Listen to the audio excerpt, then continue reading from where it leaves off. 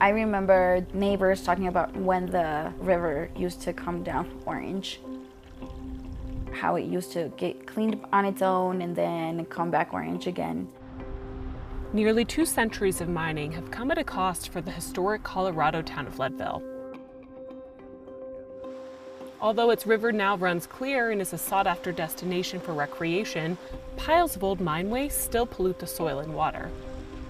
The Environmental Protection Agency has been cleaning it up for decades. One company says it can help. It would extract more gold and silver from the old mining piles and properly dispose of the new waste. The idea of reprocessing old waste is as old as mining is itself.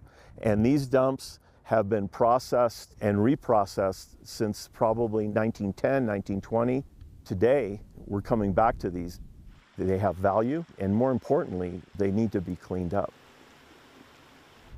The waste would be trucked to a nearby mill, crushed to powder, washed in cyanide to extract trace amounts of precious metals, then detoxified.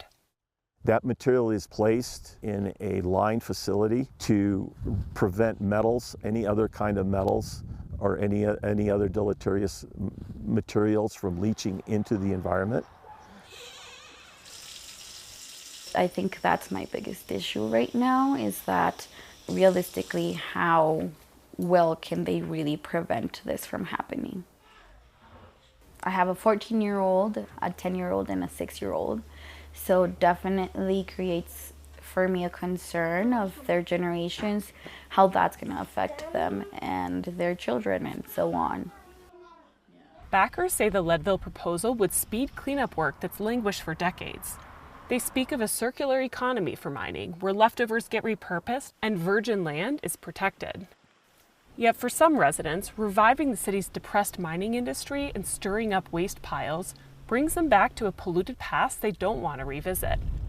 We're sitting in a river that 20 years ago, fish couldn't survive in. Now it's arguably the longest stretch of gold medal fishing, not just in Colorado, but in the country. Why risk that? You know, there are other historic mining towns in Colorado that have even more potential gold to be extracted out of them. So I have to ask, why Leadville? You know, in an event of there being a mine waste emergency, it would really impact our tourism. And we do want to remediate it, but we want to do it in a way that's, you know, done for the community, not just done for some random company that has no track record.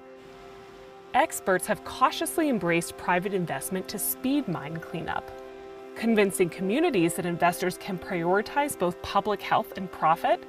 That remains to be seen.